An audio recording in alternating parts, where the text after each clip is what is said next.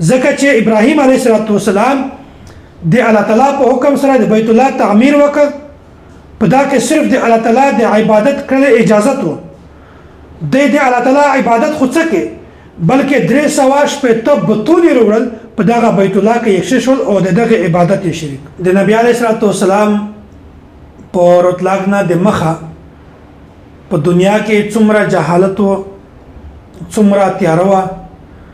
او د پیغمبر علیه السلام پر راتګ نه بعد د دنیا جهالت څومره ختم شو، څومره رڼوي پیدا شوله، څومره نورانیت پیدا شو. که د نبی علیه السلام په بعثت نه د مخه د ټوله دنیا دا په جهالت کې ډیبه وه، هر طرف ته ظلم و،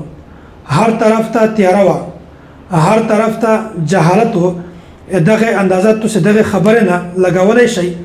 چې د جاهلیت په دور کې د نبی علیه السلام په بعثت نه د مخه دغه زمانه ته دغه دور ته خلک د جاهلیت د دور نه ویل، دغه زمانه ته د جاهلیت د زمانه نه ویل چې دا د زمانه دا د جهالت زمانه دو، دا دور دا د جهالت ول دور دی. او دغه رنګه د چکیم هغه وخت کې جاهلیت په دور کې کیم خلکو نبی علیه السلام چې کیم قوم ته بعثت رشه، هغه قوم ته د نبی علیه السلام په بعثت نه د مخه اته امیین نه ویل چې دغه قوم دغه قبیله د امیین دي، د نواقفه دي، د جاهله دي، انپړ دي. دغه رنګه دغه وخت صورتحال دا و چې په دنیا کې څومره غټ د مذهب پیروکار دي او څومره غټ رهنماګون دي، د انسان په رهنمایي کې بالکل فیل شوي وي. د انسان رهنمایي کله نه شوی کړلی ځکه چې څومره آسماني کتابونه راغلي وي، که هغه تورات دی، زبور دی، انجیل دی، صحایف دي، په هغه کې دومره تبدیلي راغلې وه، په هغه کې دومره تحریف شوی و، دومره ترمیم کې راغلی و چې خلک اصل او د نقل د کتابو تمییز فرق نشه کړلی. خلک د حقیقت او د ملاوت پہچان تفریق یې کله نشه کړلی. نو دا د نبی علیه السلام په بعثت نه د مخه حالت. دغه رنګې نبی علیه السلام په بعثت نه د مخه د جاهلیت په دور کې د یهودیونو چې کیم دین کیم مذهب و اصل دیني و هغه یې پرېښی و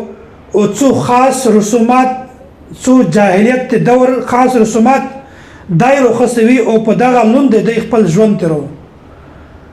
دغه رنګې د جاهلیت په دور کې عیسایونه د توحید دعوت پرېښی و، توحید یې نه منه بلکې دی دا ویل چې خدای یو نه دی بلکې خدای درې دي، خدایون درې دي. زه دا خبره اکثر بیانوم چې کچیرې مسئله وي یا نظریه وي،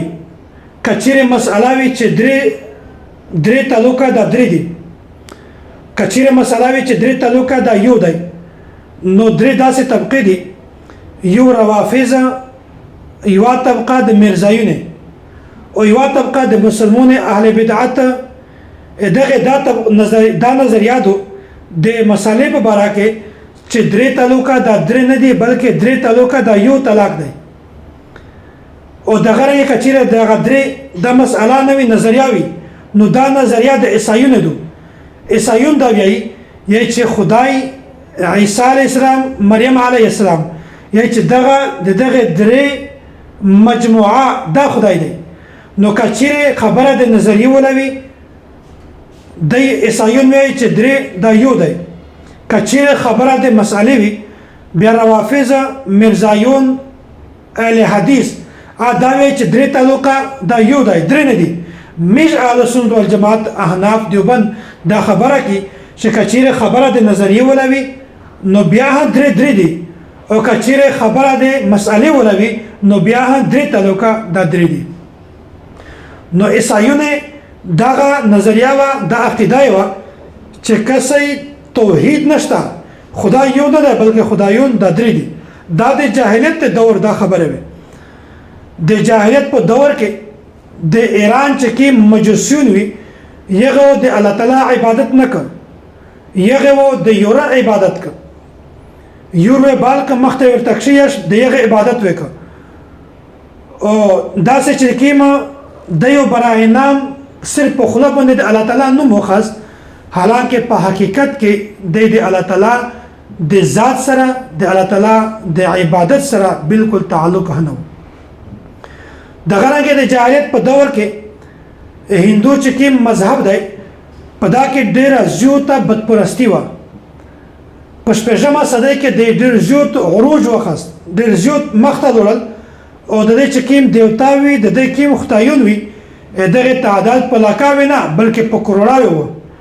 نبی علیه الصلاه والسلام چې کله بعثت وشه نبی علیه الصلاه والسلام دنیا ته تشریف وروړ بیا هغه د دې چې کوم جاهلیت و کوم د دې بدعات وي کوم د دې ګناهونه وي شرک و د دې داغه نبی علیه الصلاه والسلام رحمت للعالمین پر اطلاق سره دا هر شی د دنیا نه ختم شو د جاهلیت په دور کې د عرب د مذهب د عالمو چې تقریبا ټول عرب د بت پرستی کې مبتلا وي ټول عرب د په شرک کې مبتلا وي دغه هدا پورا چې په ظاهر دا داوا کړه چې موږ د ابراهیم علیه السلام دین او مذهب مانی ابراهیم علیه السلام چې کوم دین مشتر کړی دی موږ د یغه دین لوند ژوند تروي حالانکه دا صرف د دې زبانی خبره وي حقیقت سره هیڅ تعلق نه و وجد شي دی ځکه چې ابراهیم علیه السلام د الله تعالی په حکم سره د بیت الله تعمیر وکړ په دا کې صرف د الله تعالی د عبادت کړل اجازه و د الله تعالی عبادت خو څه کې بلکې درې سواش په تب بتونی وروړل په دغه بیت الله کې یې شول او دغه عبادت یې شریک نو عرب دغه د جاهلیت په دور کې په بت پرستی کې مشهور وي په شرک کې مشهور وي نبی علیه الصلاه والسلام چې کله بعثت وشه رحمت للعالمین رحمت جوړ شو دنیا ته راغی به دا ټول بت پرستی هم ختم شو دا ټول شرک هم ختم شو په دنیا کې د جاهلیت په دور کې لا قانونیت و قانون نه و ظلم و د ظلم و راج و جبر و هر انسان زون ته خپل قانون جوړو دغه هدا پورا چې کچېره یو غټ سړی وي مالدار سړی وي بیا د دې پورا زون ته قانون و جس کی لاٹھی اس کی بینس او چې کیم کاسو دا سوچ او غریب و د دې پورا زون ته قانون و کچېره داس کا سوچ هغه غټ و مالدار کاسو امیر او صاحب حیثیت کاسو دو څو کوالټي او ویلیو بیا چې کله دغه انسان چې مړ بیا د بدلا کې ډیر کسون د دنیا نه ختم کول د په بدلا کې ډیر کسون مړ کول او کچېره یو غریب کاس مړ کچا بیا د یو بدلا کې د یو چې کیم وارثون وي یو ته څری پي ورکړي او د چې کیم قانون دی انصاف دی هغه په انصاف نه نشه بدل به انصافي ورسره وشوله او د چې کیم قتل دی هغه ورته معاف کو څری پي ورکړي هغه خوشول